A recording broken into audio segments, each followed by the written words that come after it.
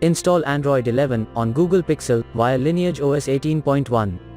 Please check the description for important notes and all the download links. First download ROM and GApps packages, then transfer the downloaded files to the phone storage, link is in the description below. Step 2. Boot your device into TWRP recovery.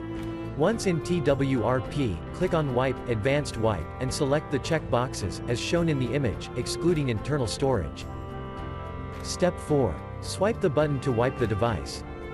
Step 5. Go back to the recovery main screen, and tap on the Install button.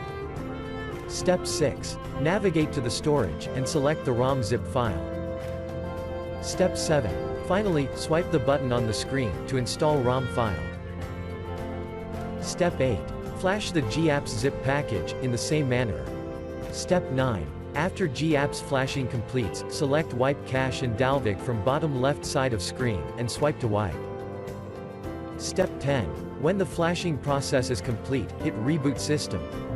That's it, you have successfully installed the ROM on your device.